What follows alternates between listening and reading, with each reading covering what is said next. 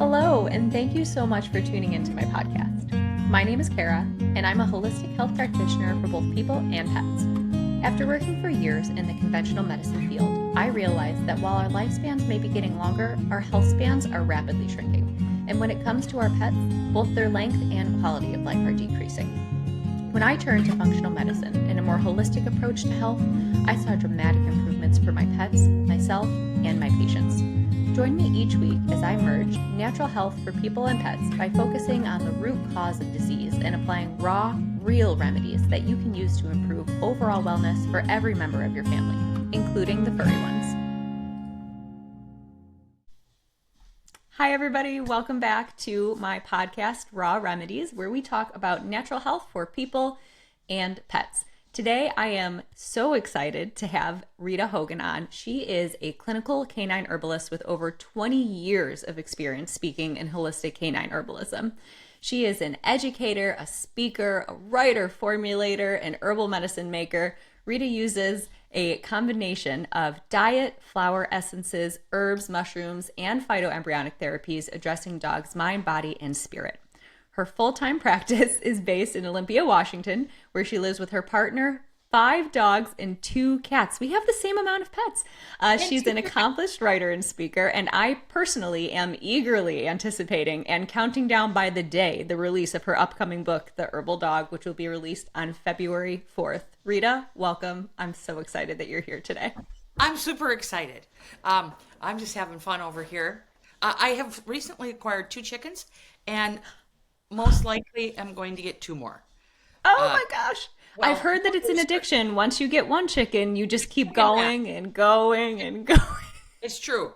I adopted chickens from my neighbor, and they consume their chickens, and we bond with their chickens a lot when they get new chickens every year, or Yeah. they have new chickens. The chickens have chickens, and 2 of them started following us around like, hey, lady, had to say to my neighbor, hey, Mark, can we have those chickens? He's like, sure. We gave him some chicken, organic chicken feed, and that was the transaction. But now there's a little spotted rooster. He has lots of roosters. There's a little spotted rooster that comes over and checks on the girls every day. And That's along so with the cute. spotted rooster, who I've named Gilbert, along with Gilbert comes this other little lady who I've named Josephine. And she comes over. Gilbert and Josephine come over and stare at the little chickens who are in the chicken condo now. They've really went up in the world. Oh, it's Um, not even a coop, it's a condo. no, it's a condo. The chicken condo now, they've went to their chicken condo and they're like, are you okay? Are you okay? So now we're going to have to call Mark and say, Mark, uh, we're going to have to adopt Gilbert and Josephine. So, and then That's that's it. amazing. We only have accommodation for 4 chickens. But but Gilbert the rooster is actually, for a rooster, he is very affectionate and will let you kind of pet him. And I think that with time and a lot of grubs, or mealworms, he will let me pick him up. But he will have to come and go as he please. But right now, we literally take our little girls. It's Henrietta and Netta. We take them and we walk them through the house to the other side, and then put them in the chicken sitter during the day when we can't be out in the yard with them. That's so cute. It's so funny. My first job when I was 16, I worked at the Buffalo Zoo, and I did birthday parties for kids, and we had small animals, and I would get to bring the small animals into the room and teach the kids about them, and if they were friendly, they could pet them. And we had 2 chickens, and I recall that one of them was named Ethel, and from that moment I wanted a chicken so badly. And I still desperately want chickens. And my husband knows that as soon as we move ourselves back to New York and get a big enough property, the True. first thing that's getting installed outside is a chicken coop. Yeah, it's true. And I really want to add like 2 pygmy goats and then 1 of those little miniature Highland cows. Like, I think my life, that and a large rabbit, like one of those really big ones that are like as big as a small dog, or like as big Yeah. as a pug, or maybe bigger, like a corgi. Um, yeah, then my life would be complete. I mean, it's just like, but I can't do that to myself right now. However, I see it in my future. I see it. I also see it in your feet. Yeah, we went to Scotland last year, and my one thing that I wanted to do on that entire trip was pet a Highland Coo. And it was on the last day that we finally came across some that were within, like, we just parked on the side of the road and walked up to the fence. They are gigantic. Their horns are humongous, but And they're they drool. so docile. They just, They're so sweet, and they they're so drool. cool. I don't know if you noticed, they drool. They drool. Well, so does my dog. So, Yeah, I pet them in well, I paid $5 to pet them at this coffee shop in Scotland outside of Loch Ness, and yeah, because I had to go to Loch Ness, I had to because I grew up of with that course. Yeah, stuff, we went to. and yeah, I had to, and oh my God, that I have pictures of me with them. They're just the best, and they have miniature ones, and I'm adopting anything that doesn't eat meat, so Yeah. I can only deal with feeding my dogs meat. So I'm like, if it doesn't eat another animal, I'm in. I'm in. I am in. So chickens, pygmy goats, Highland little baby cows, and preferably a rabbit. Oh, Oh my maybe a gosh. All turtle. right. Not I'm going to positive. be waiting for the invitation to your farm as soon as it's more robust. Thank you. Thank you. Okay, let's talk about herbs.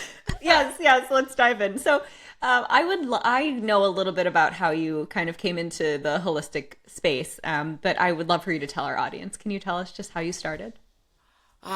Very reclusively. Let's see, I had a dog boarding kennel. It was kennel free. So just imagine me with about 30 dogs, uh, all over Sounds the like place heaven. all the time. It was heaven for a while. It was heaven for about 11 years. And then it wasn't. Like, we're like, oh my God, it's like heaven. Yeah, heaven on a good day, but then you have, pee, poop, fighting, all that kind of stuff. But I mean, it was awesome, and it really was awesome. And I had a blast, but I just noticed how sick dogs were and how we would just be given like a bag of just nasty kibble. This was in the first year, and a bag of pills. So then I installed a feeding requirement. So I looked at kibble, and there is a kibble hierarchy, right? At the low end, there's stuff like Attaboy, and then at the high end, there's stuff like Carnivore or like Now or Go or sometimes some of the wellness and Open Farm and things like that. I'm not a kibble expert anymore, but at that time there wasn't a lot of freeze dried or raw. I had a couple raw clients. That's it, and so I just said, here's a list of 15 kibbles, and they were all local people. And so, within an hour, and I said, and here are some stores where you can get them. I can't board your dog until you change, and they need to be on the food all year if you're going to board with me more than once a year. And people thought that it wouldn't work, but it did, and it did. And people were like, "Oh my God, my dog is so more well behaved. My dog, oh my God, it's not shedding like it is. Its poop isn't smelling as bad. It, uh, you know, uh, its coat looks so much better. It doesn't look as mottled like, like, I don't know, like when you feed a really nasty kibble, like it looks like there's little like hard balls underneath their skin, Yeah. and that would all go away. And so like there is a definite benefit there. I definitely saw that in my and people, the dogs wouldn't fight as much, or and it was just awesome. And then um I decided to take my human herbalism and just start mapping it onto dogs. And at that time, the internet was not robust. There was no information you could find. You could find someone's business website if they had one, but that's about it. You could search for like businesses on the internet, but the information that you can find now was not there in 2000. And I think I quit in 2012. So I started in no, I quit in 2013. And so I started in like 2002, I believe. And it it was interesting. There was hardly any books, and so I found some books that changed my life. And I realized that okay, someone somewhere is doing something with animals and plants. So I started mapping herbalism onto canine physiology, and here I am. But my first thing was I wrote an article for Dogs Naturally and sent it in, uh, thinking I would never hear back from them. Like, I'm never going to hear back from them. And I did. And I got my first like official check for my writing, which That's was just like, exciting. yeah, I still have a picture of that somewhere. I And love it. um, I was very reclusive, and I stopped being reclusive. I started writing. I was still reclusive, but just writing.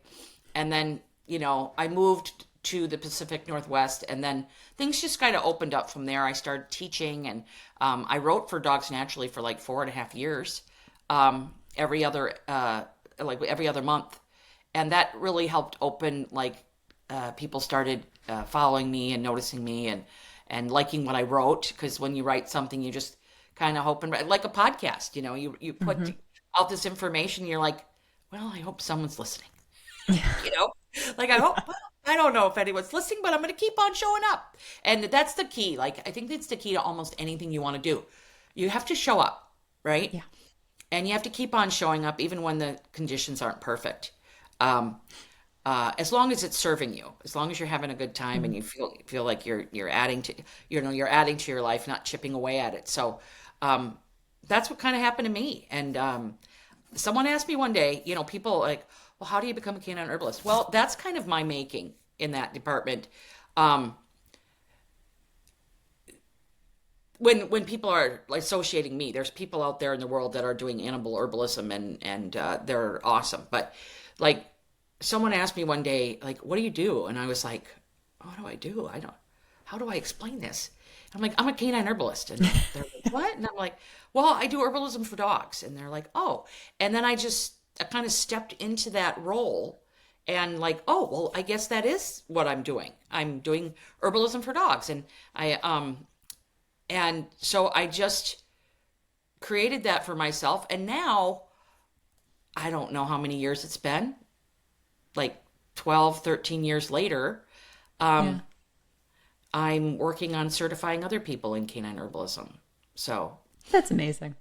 Well, yeah, I it's mean, kind of, you have to start somewhere, right? An industry, it doesn't just poof appear, right? I well, there mean, you, certainly wasn't anything for canine herb, like yeah. here's how to become a can, like there was nothing. There was Veterinary Herbalism by Susan Wynn and Barbara Fergois. That Mhm. was a book that I had to save my money and purchase. That filled Mhm. in a lot of gaps for me. Then there was, before that, there was Cheryl Schwartz's book, Four Paws, Five Directions, Five directions. which I I have it think behind me. every Yeah. single person should have. It's just a great, great book. Yeah, that book changed my life. There it I love is. this book. Yeah. Yeah, mine looks a lot different than yours. It looks like mine was run over by a car. Um, uh, it's everyone should have that book. It's just a wonderful book. And what's great is that book changed my life. I don't even know how long ago, almost 20 years ago. And then Cheryl wrote me a thing for the back of my book, which, you have that That's full circle moment. exciting. Yeah, and then there was Greg Tilford, Herbs for Pets, and then Greg wrote me the first endorsement there for my book. So like a lot of full circle moments for me as far as getting to know the people that inspired me the most, and not Yeah. even by pursuit of them, just them coming into my life, 20 years later, or, you know, 17, 20 years later. It it's fascinating how life works that way, right? Yeah. You're just, and now I'm helping Cheryl with her cat. Like it's just so bizarre. Like, and like I'm hugging Greg every time I see him a couple times a year, and just, and Greg is just amazing. And his book, Herbs for Pets, is wonderful. Julia de Barclay Leve, she has since passed, and she was a big influence on me as well. She's an English herbalist that wrote the handbook for farm and stable, and then the dog and cat herbal. Um, those are old books written in the 40s. But Oh, there's wow. a woman in Germany. Her name is Swanee Simon, and I just pray all the time that she gets her work translated into English. Like, please translate your stuff into English, Swanee. But she actually worked with Juliet, and there's some wonderful people, doing really good work all around the world in the animal department. I just specifically started out focusing on dogs and Dogs. Yeah. dogs only. Now I dabble in some cats and a little bit of horses, but I have a horse, so I have to dabble. And I have two lovely fluffies, kitties, Mm. and so and I've turned into a crazy cat lady for sure. Um, because I have these two cats now that I just am obsessed with. So, things happen. We Same, morph. same. I was a crazy cat lady before I was a crazy dog lady. I mean, now I'm just Now just that you're just a crazy blanket lady. crazy. Yeah, I'm just blanket crazy. Yeah. But oh my gosh. So, okay, so I love what you said about kind of coming full circle. I think that I'm not a particularly religious person or really I don't even know that I would consider myself spiritual, but I do feel like the universe kind of puts you on the path that you're meant to take. Yeah. And I remember for years I felt very regretful because I was going to go to school for veterinary medicine, and I actually had applied to Cornell University in New York, and I was in school getting my prereqs. I started college when I was 17, so I had just turned 18. I had my first year under my belt, and my childhood cat suddenly, I mean, it probably wasn't sudden, but it felt like it to me. She had to be euthanized. Unfortunately, she went into kidney failure. And the signs were all there. She had recurrent UTI. She was on only dry food. She had had many, many rounds of antibiotics, and then one day, something was wrong. We took her up. We were presented with this gigantic bill from the vet saying, like, well, we could do all these things. Here's what it would cost. Here's the breakdown. And, my grandparents were on Social Security. They were already retired by that time. We couldn't afford that. So we had to euthanize her. And I was so devastated that I went to my school counselor 3 days later, once I was done crying, and I said, I can't do this career. What can I do with my credits? And she plugged some stuff into the computer and she goes, well, you could do nursing. And somehow the thought of dealing with sick people was less horrifying to me than it was dealing with sick animals. Oh, yeah, absolutely. And yet Absolutely. somehow now here I am a decade later finding myself doing canine nutrition and holistic pet health coaching and getting my functional medicine certification for people. And it really, that full circle moment, it kind of hits you like the light bulb in a cartoon going off over the cartoon character's head. Like, oh my gosh, this was the path that I was supposed to walk the entire time. I just didn't know it when it happened. And it wasn't the time. That's, I really do believe in divine timing and Yeah. whatever that is, right? Uh, Yeah. it's not the time. Like if you could kind of go up in the plane and look at your life from above, right? And Hmm. see, oh, I'm supposed to, okay, well, and I wouldn't get there if I went that. Like I had the same thing with being a veterinarian, oh, you should be a veterinarian. Oh, you should be a veterinarian. You should be a veterinarian. One, I could, I don't have the courage to euthanize an animal. Number two, unless they were like writhing in pain, I could do it. But if it wasn't that circumstance, no.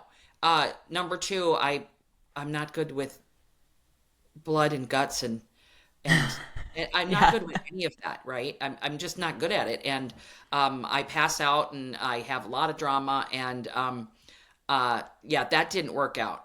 My father, Yeah. if my father told me, he's like, yeah, no, that no. From growing up on our farm, like, no, no, honey, you're thinking about the unicorns, the rainbows and unicorns of being a vet, Yeah, um, but exactly. not Yeah. the most of the what the days are being a vet, right? Like dealing with people, dealing with trauma and the Yeah. worst case scenarios of everything. People always get down on vets like, well, they came out and told me that this could happen and that could happen and this could happen. That's because that's what they see. Like they Yeah. see it all the time. Yeah.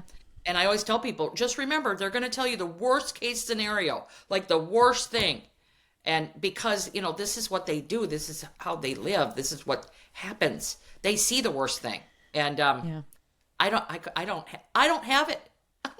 I don't have that type of thing in me. So, Well, I but they have to, right? Because, otherwise, and it's the same thing for human medicine, because otherwise you could end up being negligent. So, for example, yeah, let's say somebody comes into my hospital and they have some lower GI bleeding. They pooped and there was a little bit of blood in there. Well, it could be anything from hemorrhoids to diverticulosis to colon cancer, right? One is ridiculously benign, the other one is incredibly terrifying. Yeah. You have to rule those things out because otherwise if you don't say it because you don't want to scare Yeah. someone and then that Yeah. turns out to be it, you're A done. litigation. There it is. Exactly. So you Yeah. have to explore the options and, come up with a plan of attack and, First but I question. get it's really hard to hear it. It's hard to hear it Oh, from the it's pet really parent hard. side. Yeah. Do you have a hemorrhoid? Yeah. You know, like, do you have a hemorrhoid? Yeah, I have one. Well, Yeah. then most likely it is your hemorrhoid. Probably But a if hemorrhoid, yeah. the answer is no, we have a problem. And the fun thing about dogs versus people is that when dogs have bleeding from the rectum, it's almost always inflammation, right?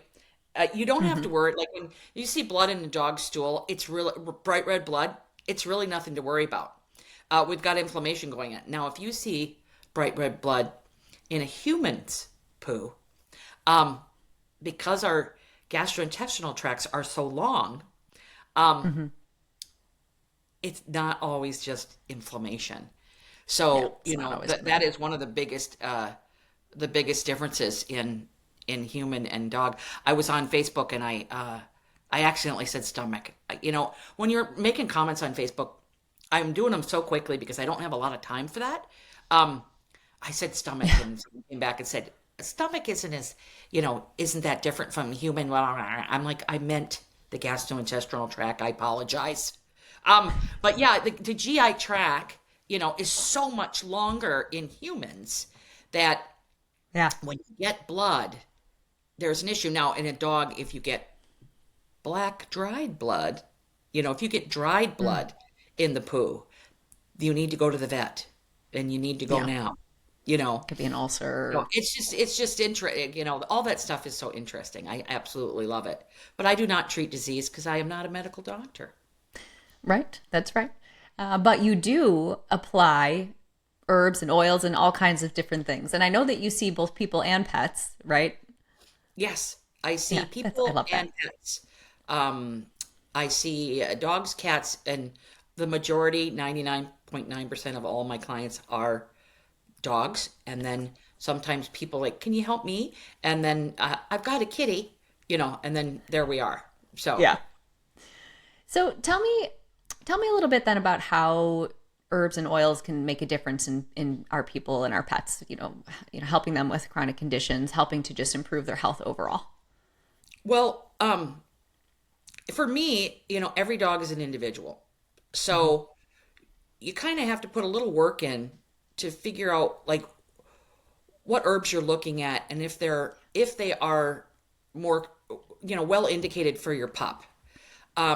But herbs, the interesting thing about herbs is they can go inside the body and do things that you aren't even aware of or Hmm. privy to. Like, and they balance the body out and the systems out, and they help the ecosystem work as a whole.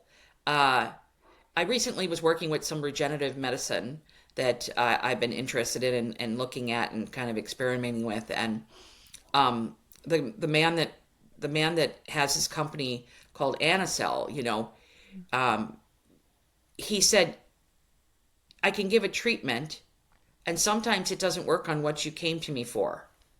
But what it does is it goes to where there's the most inflammation in the body, and Yeah. a lot of times we don't know where that is, right? We're not privy to that information, and then it will start working on whatever there is, or we may have to give a Hmm. second treatment and then you'll see the result of what you came to me for. And herbs are like that, right? You can start working with an herb and say that for humans, like say that you're working with eczema, right? Hmm. And you give something for the gut and the immune system, and all of a sudden there was a wart on your face that disappeared. Just she gone, right? And and it's the herbs, and the same thing for Yeah. dogs. Like you you help a dog with mast cell tumor, and then all of a sudden all of his growths and skin warts and everything are gone. And It's very interesting in that they have an intelligence of all their own. Like we try to pretend that we're talking about that we have control over that, and we really don't. They have their own intelligence. Plants are, plants open up with the sun. Like flowers, they open up with Yeah. the sun. They close when the sun goes down. They have their own intelligence and their own ways of interacting with the environment. And when you put them in the body, they interact as well. So I love them. I just adore how they work. And the plants that I recommend, um, almost all of them are pretty safe and non-toxic. Mhm. Toxicity comes with dosage. So, and toxicity doesn't mean, a lot of people think toxicity means death. It doesn't. Toxicity can mean vomiting, Yeah. diarrhea, feeling puny, kind of like not feeling well, digestive upset. Those can be An undesirable side effect. yes, Yeah. undesirable side effects.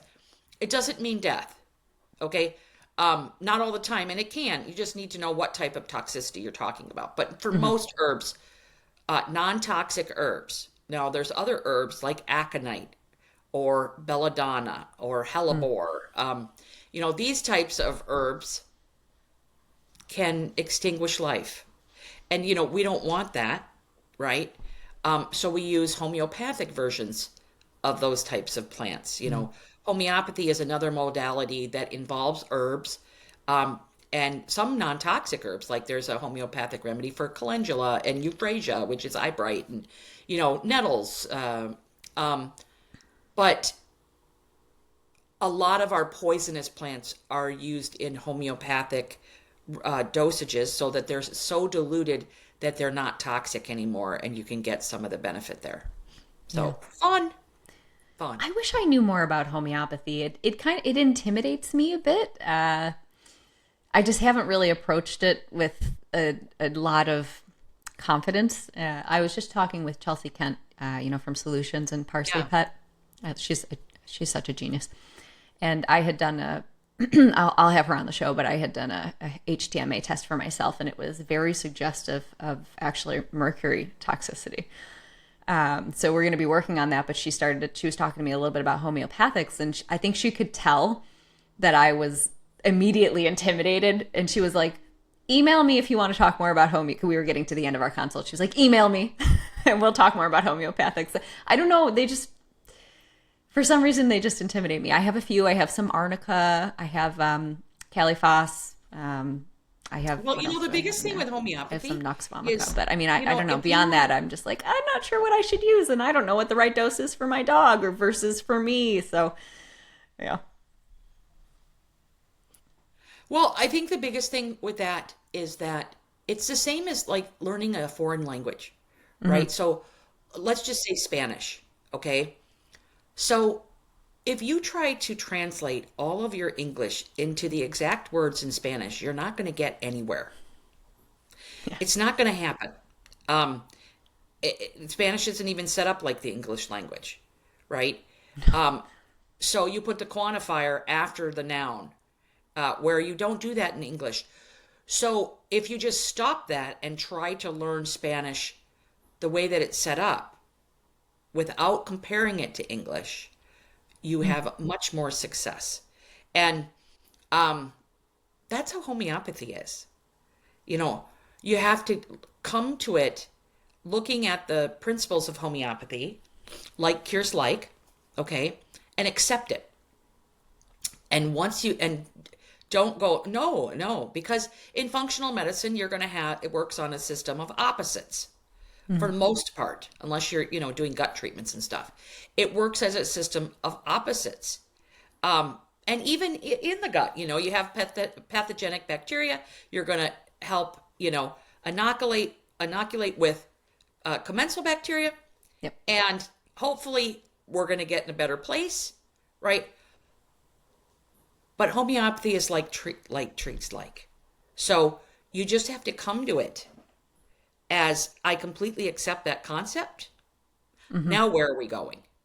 And And that makes sense to me because, like, a lot of times, even with food therapy, like treats like if you have a dog with kidney disease, you want to feed them some more kidney. If you have a dog with maybe dementia, you might want to include some brain in the diet, right? So That makes sense to me that this is another modality where it's similar. Yeah. Yeah. And you just have to like get out of your current way of thinking Hmm. and get into um, a like treats like. And then, I think the best place to start using homeopathy is just acutely, like Hmm. last night, my partner had some soup followed with a beer. And the beer was frozen. And when she opened it, it started and so she was like drinking it super quick and it was super cold. And she is a cool person. Mm, She's a very cool person. She, gets cold very easily. So she's just slamming this frozen beer because it's going all over the place. And yep. a half hour later, she's like, oh my God, my stomach hurts so bad. Do you have any arsenicum? And I was like, yeah. So I went and got the arsenicum. It took 3 doses and then she felt great. And she was like, Yeah. oh my God, I don't know what I'd do without that. Acutely, arsenicum is amazing for anything that you consume that makes your stomach feel off, you know. Mm, Um, and then, as you look at chronic disease, it gets much more complicated.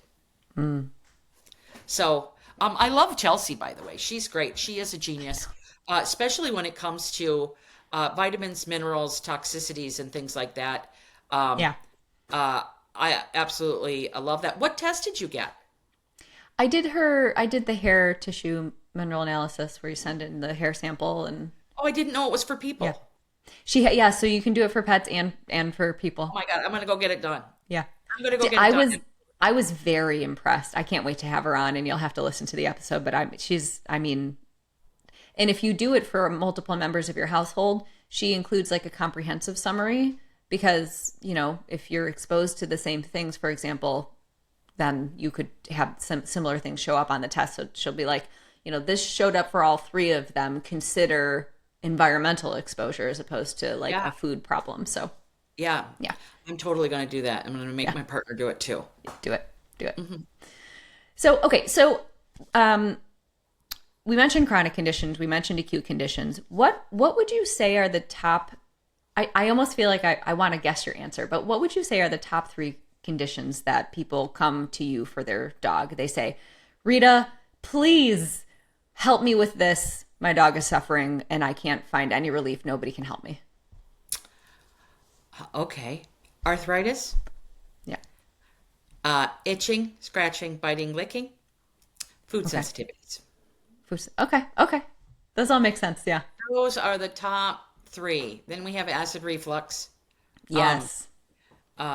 yeah, and cancer, of course. But Ugh, those yeah. those are definitely the top three for Okay. mobility, food sensitivity, and the itching, biting, scratching, allergies. So those are the ones that are like the biggest issues for so many people. It's so prevalent now. Everywhere you turn, you're on an online forum or you're just seeing people post. And we're in such a health. Whoop, there's the dogs. We're in Well, such a health this is a crisis. dog-centered podcast, right? People and Yes. dogs. That's what we're doing right now. Ruff, ruff. Yep. Who knows who's at the door? Could be my husband. Could be the male person. Yeah. It's if the dogs aren't barking, then I have a cat walking across the screen. The other day, they knocked my microphone down. I was like, it's fine. This is fine. Yeah. But yeah, I feel like we're in such a health crisis, and people are living longer, but my God, they're sicker earlier. Just keep seeing people in their 30s, 40s, 50s coming in with strokes and heart attacks and kidney disease, and it is so bad. But when you look at our pets, it's so much.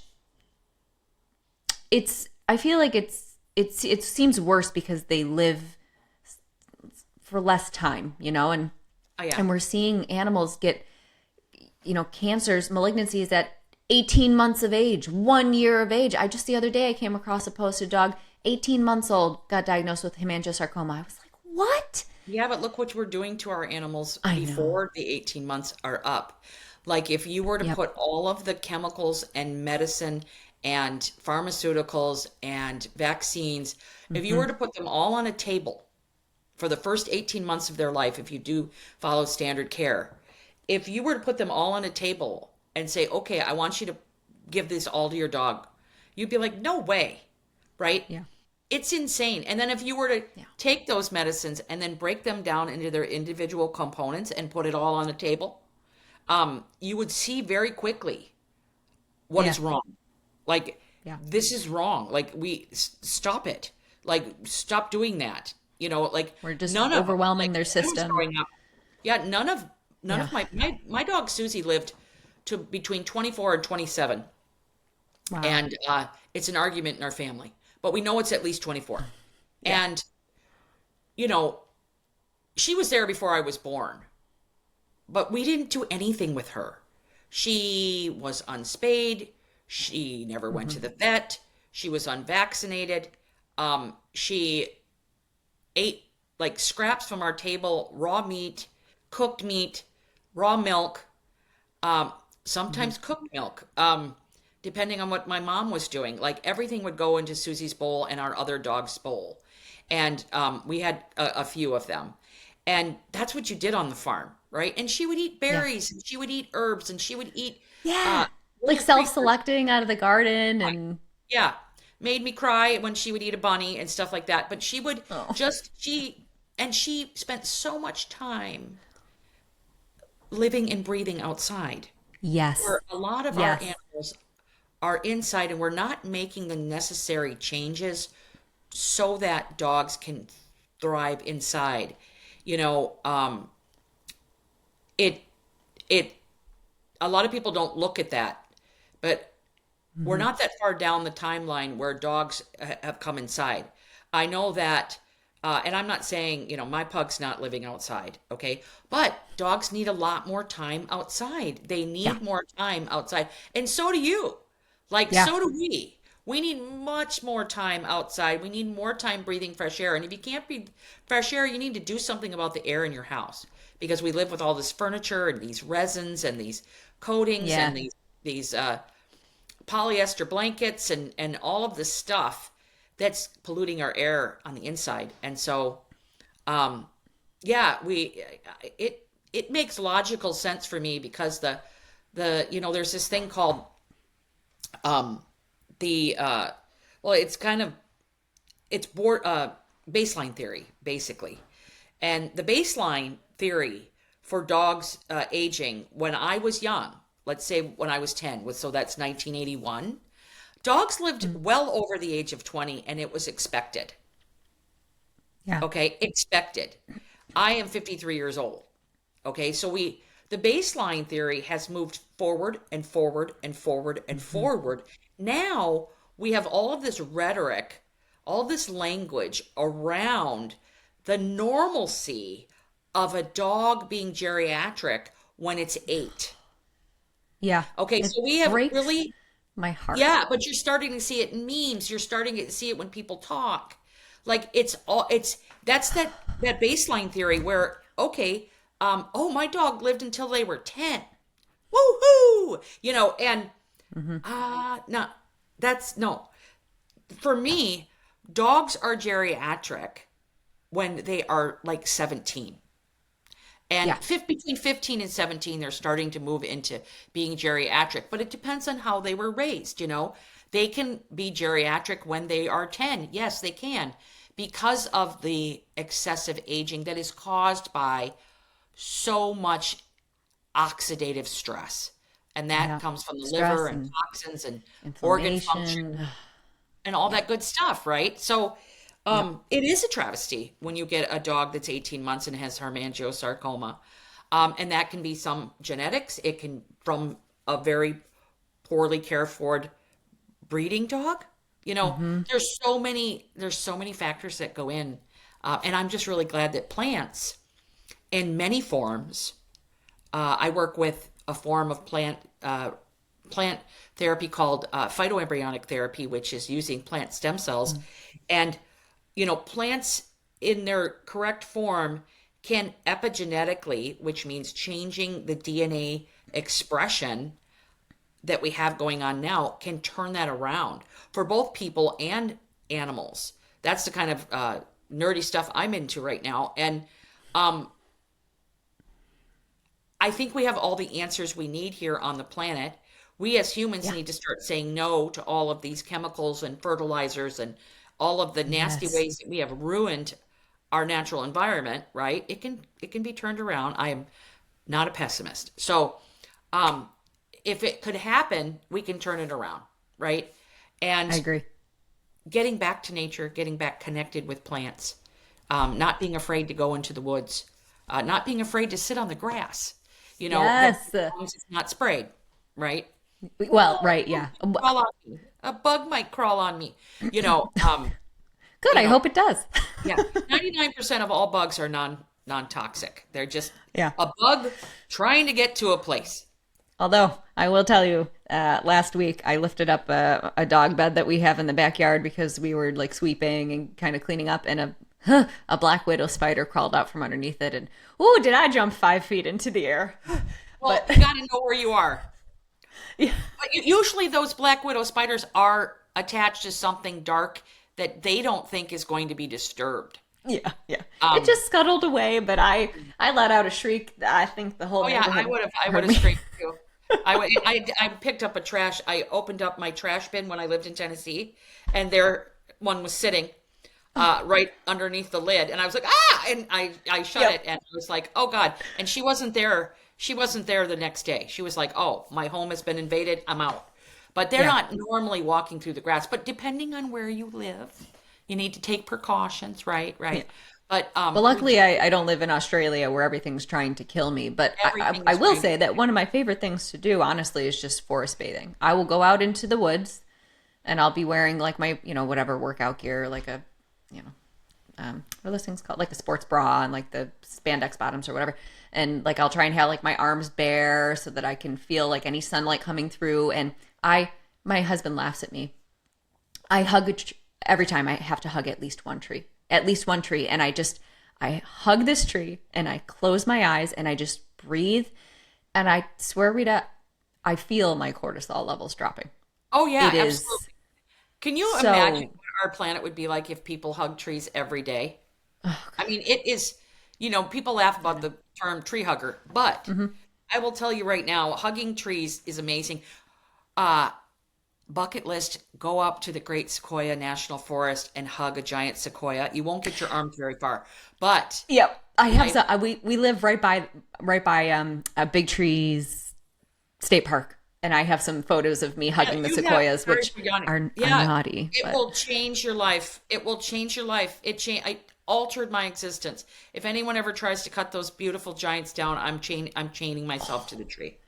have you been, okay, I know we're getting a little off topic. And the reason I say it was naughty that I'm hugging the trees is because you're not supposed to actually walk up and hug them in the park because they have like little plaques and there's a fence but I snuck over and I hugged one anyways. But there's one tree there and they have this like the whole story up. It's called the Mother of the Forest. And years ago, people came and they were so impressed by this gigantic, beautiful tree that they stripped the outer bark.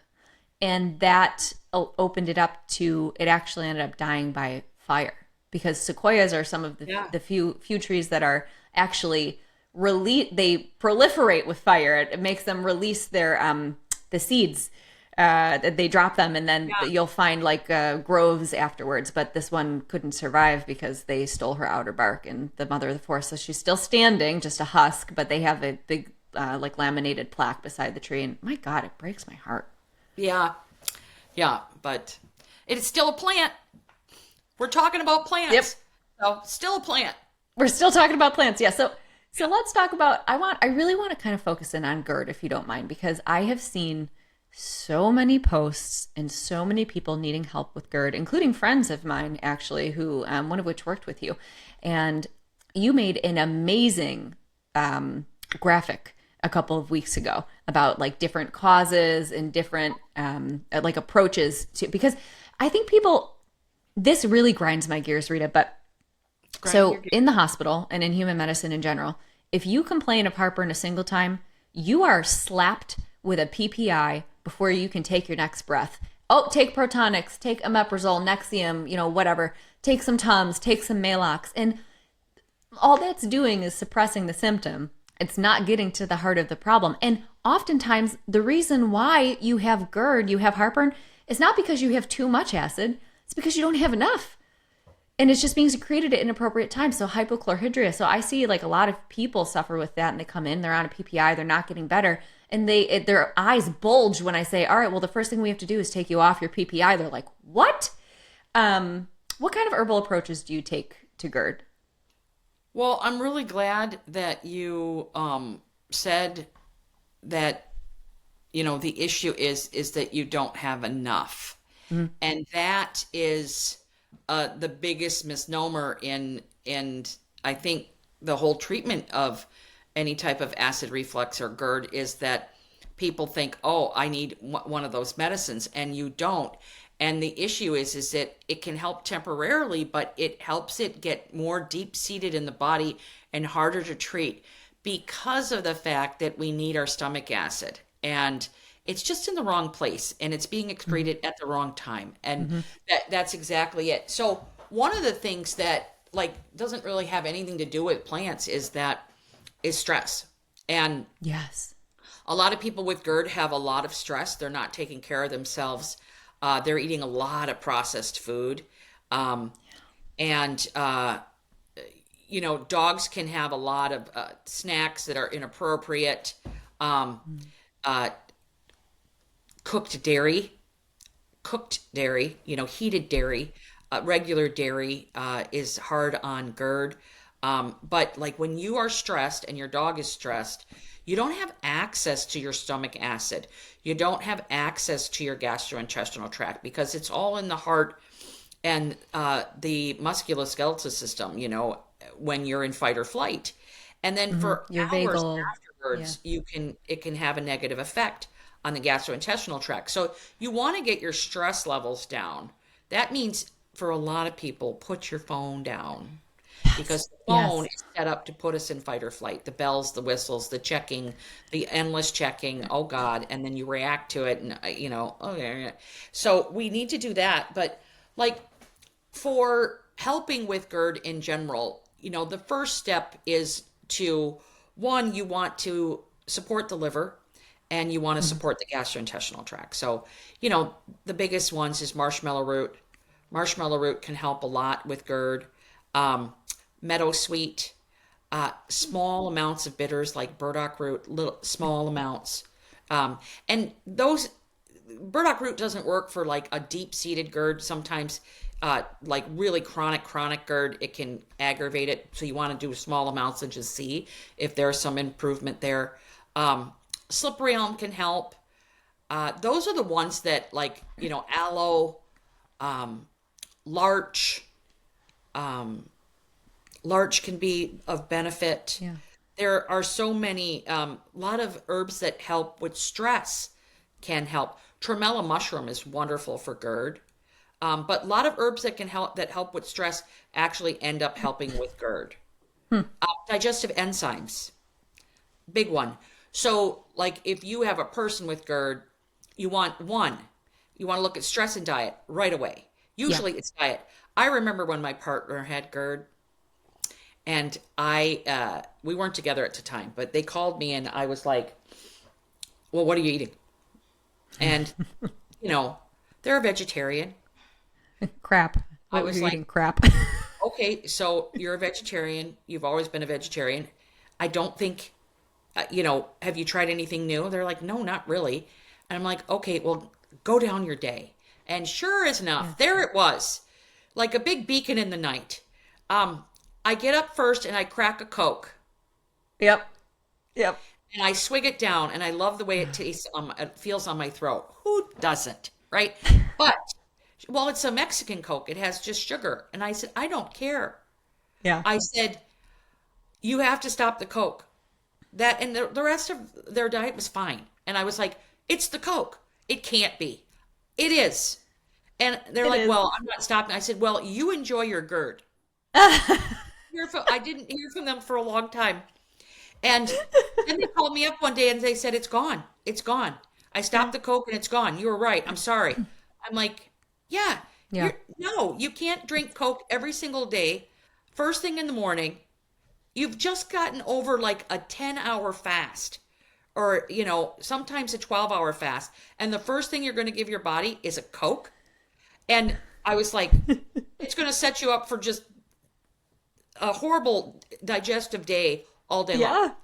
Yeah. Yeah. And yeah, so yeah, I mean, a diet and stress levels are a big deal. And then with dogs, still diet, stress levels, digestive enzymes. And if people and dogs took digestive enzymes on a continuous basis, this means that it's going to take more than 7 days to see a difference. You didn't Yes. get to GERD right away. GERD is like an erosion of function, right? So you have to get that function back. It's like if you have eczema, right? A person that I'm working with has eczema, so this is very relevant, Brett. It's like if you have eczema, yeah, you want the eczema to go away if it's in a flare, right? You want that eczema to go away because dry skin is never fun. And, it's super dry. It's like the driest of the dry, right? But it's not going to go away in a week. Like, well, the herbs aren't working. What you're saying is you didn't get to eczema overnight. Overnight. Yeah. Yeah. And herbs are not pharmaceuticals. They're not going to knock that out in 30 minutes. Yeah. Pharmaceuticals are a hammer and they save lives every day because they work so quickly, right? Because they work so quickly. If someone has a panic attack and they have all that tension and they're writhing in pain because they can't get their tension down, you give them a Xanax and 20 minutes later, they're asking, what happened? Yeah. Yeah. Well, that's because it's a hammer. It can get that GABA into the cell right away. And it's like, here it is. Here's your Yeah. GABA. Have fun. I'm going to last for about 4 hours, but they're probably not going to go back into a panic attack. They're going to be nice and calm, and you can help them then, right? We need hammers every now and then, for sure. But the issue is your stomach acid needs help. So if you start taking a good digestive enzyme that works for you every single day for the next few months, most likely your GERD is go away. And then look at the processed food you're eating. Look at what you're drinking. In this country, we drink so much of our calories. I don't. I drink water, and Same. I mainly drink water, and Yep. I drink things made with water and water. I have my organic green tea in here with a squeeze of lemon. I mean, it's water, tea, or I have like an adaptogenic coffee alternative that I drink in the morning that has cacao and mushrooms. That's literally all I drink. Yeah, and we have to look at what are we drinking. And so what are we eating? And it's the same for our dogs. What is their water like? What are they eating? Do they need a digestive enzyme? If you have them on any type of acid reducer, they need a digestive enzyme. We could go on for 2 hours what enzymes do in the body, what digestive enzymes do in the body.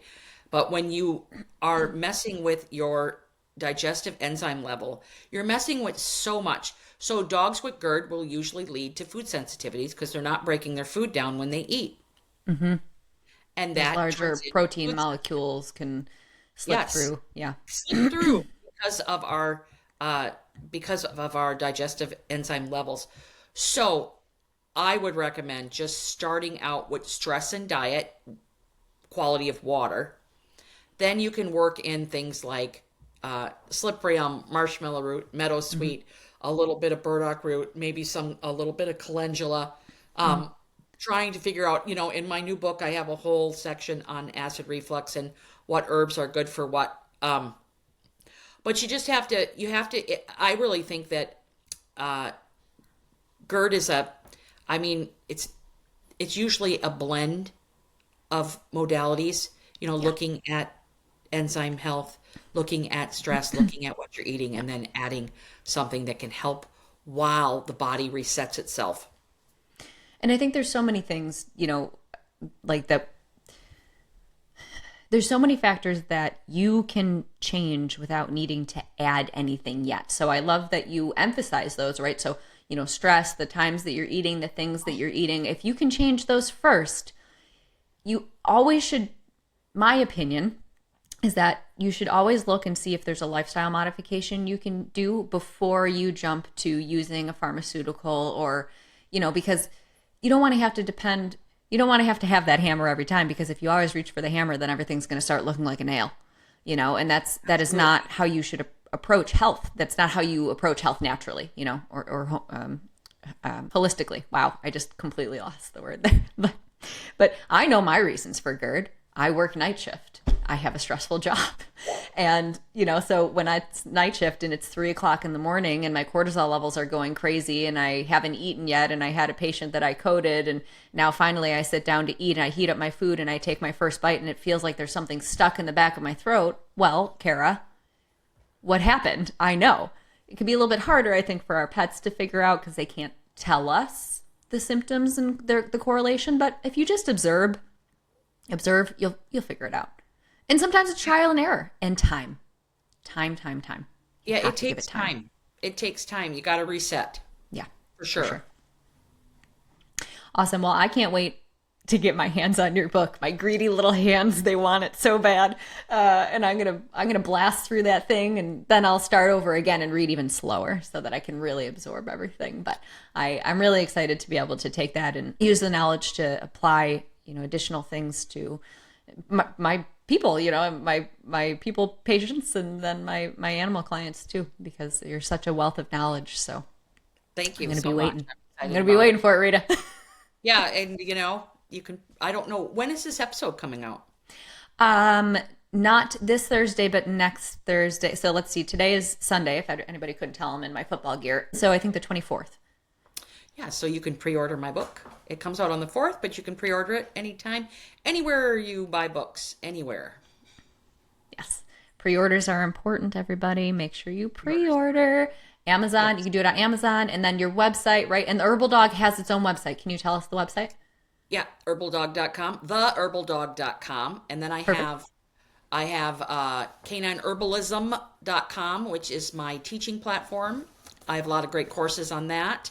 Mm-hmm. I have a subscription, like advisory, where I answer questions all week long.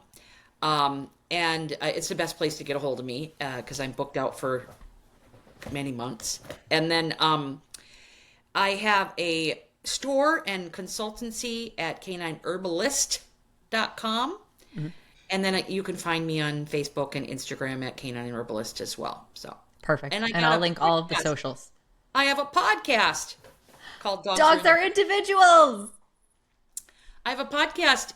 So you know what? If you are a podcast person or you are on a budget, all of the stuff that I teach and talk about can be found on that podcast as well. Yeah. And they are awesome episodes, people. They're short, they're succinct. I just listened to your one about like winter and kidneys, and I hope your kitty's doing okay. But yeah, so they're perfect for like a drive. It takes me about 25 minutes to get to work, and that's like the perfect amount of time for an episode. So I usually catch 2 episodes in a day, because one on the way in and one on the way home. Yeah, I try not to make them too long. Every now and then it gets long, but I try not to make them too long.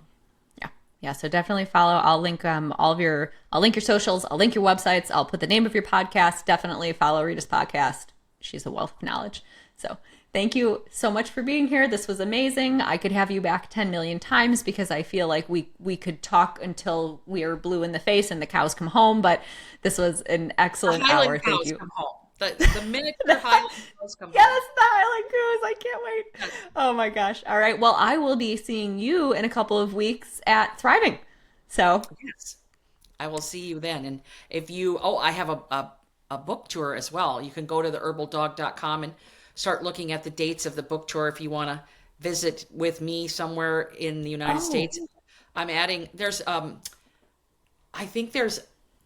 California dates are there, and some other dates throughout the year, but I'm going to be adding probably like another 30 stops. So just keep on checking. And excellent. Oh, that's so exciting. I hope you'll be near me. So yeah, definitely check out her book tour, and then check out Thriving Pet Expo as well. I'm not sure if Carrie has, I don't know how many people she is actually having, but it's in Los Angeles. She's doing an expo, and it's mostly for your average pet parent, people who are listening to this, people who are trying to elevate their pet's health. So I would check that out as well, because Rita will be there, and so will I. All right. Bye, Okay. everybody. We'll see you next week. Take care. Bye. Thank you for listening. Please remember that you, yes, you, are the driving force that helps keep small businesses and platforms like mine running. So if you liked what you heard, please like, share, and most importantly, rate this podcast. It's the only way we can reach more people and spread the word about natural health. None of the conditions discussed or recommendations given are meant to replace the advice of your health provider. So if you have concerns about yourself or your pets, please confer with a human or animal health practitioner. Have a super fantastic day, and I'll see you next week.